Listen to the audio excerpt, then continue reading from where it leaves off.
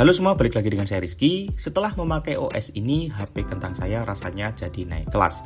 Untuk tampilannya elegan, performa multitaskingnya stabil, dan untuk gaming lancar. Oke, dan perkenalkan ini adalah Xdroid dengan base Android 12. OS ini menggunakan kernel 4.4.289 Perf Plus. Seperti yang saya bilang di depan tadi, OS ini memiliki tampilan yang elegan guys. Saya suka banget di bagian layout yang diberikan. Untuk bagian home screen di sini dia tampak simple dan di bagian setting juga tampak rapi dan simple guys. Nah, di bagian home screen di sini untuk ikonnya itu tampak gede-gede dan dia kayaknya menggunakan layout 4x5 dan juga di sini dilengkapi dengan search dari Google. Ya, sebenarnya di sini kita juga bisa merubah sih dari tampilan home screen ini, tapi ini udah bagus banget. Oke, untuk fitur Android 12 di OS ini juga cukup lengkap, mulai dari status bar, kemudian recent apps, tema, dan widget menggunakan Android 12 style. Mantap banget. Oh ya, jika kalian masih ingin mengkustomisasi tampilan HP, di sini juga disediakan tool khusus. Kita bisa masuk di setting dan di sini ada menu NMALS, disingkat ya, kayaknya ini minimalis tapi dia disingkat gitu guys. Nah, di dalamnya di sini terdapat beberapa tools yang dapat kita manfaatkan untuk merubah-rubah tampilan HP kita. Namun di sini cuma tersedia menu kustomisasi dasar-dasar aja. Tidak selengkap yang dimiliki oleh Nusantara Project. Ya, misalkan cuma sekedar mengganti bentuk icon baterai dan lain sebagainya. OS ini juga ramah dengan penyimpanan. OS ini cuma memakan 4,7 GB saja untuk penyimpanan sistemnya. Oke, kita masuk di bagian performa. Beberapa hari ini saya menggunakan OS ini sebagai daily driver untuk chatting, multitasking, dan juga bermain game. Semuanya masih berjalan dengan lancar guys. Dan untuk hasil tes performanya sebagai berikut. Pertama kita tes dengan menggunakan Geekbench 5. OS ini dapat skor 259 untuk single core dan 1061 untuk multi core.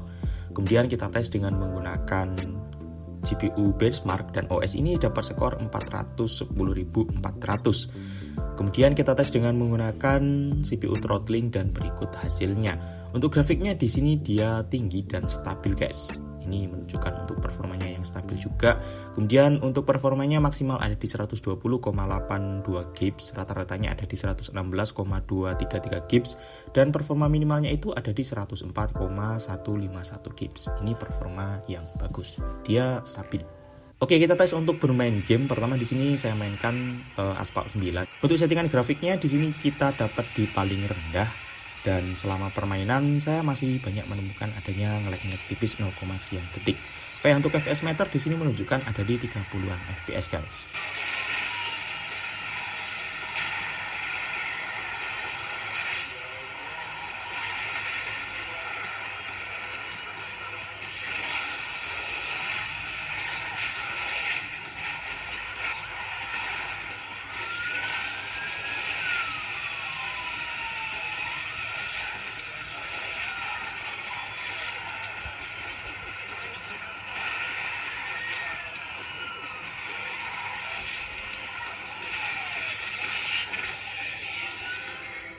Untuk bermain game Genshin Impact juga masih bisa berjalan. Dengan settingan grafik ada di low, di sini saya mendapatkan FPS-nya ada di 20 FPS.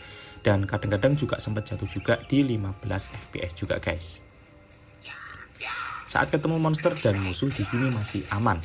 Dan untuk suhu HP sih di sini ya seperti biasa ya. Dia naik dengan cepat banget.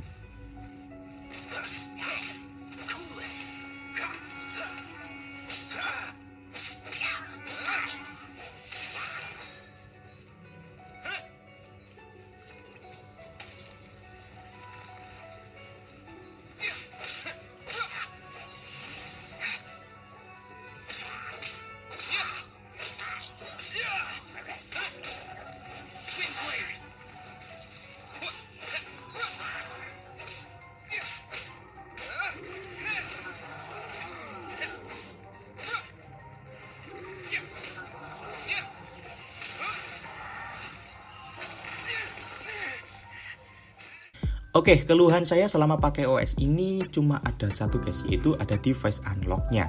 Yap, dia face unlock-nya itu ada loading beberapa detik, ya kisaran 5 detikan lah. Dan hal ini cukup mengganggu sih saat saya ingin membuka kunci HP dengan menggunakan face unlock, tapi dia ada loadingnya yang cukup lama. 5 detik itu kalau untuk face unlock cukup lama ya guys. Tapi hal ini tidak akan menjadi masalah jika kalian tim yang pakai fingerprint. Tapi saya lebih suka pakai face unlock sih. Oke, untuk kesimpulannya saya cukup puas dengan OS ini. Mulai dari segi tampilan, segi performa, multitasking itu sudah bagus. Oke, like kalau kalian suka, dislike kalau tidak suka. Dan saya Rizky, sampai jumpa di video selanjutnya.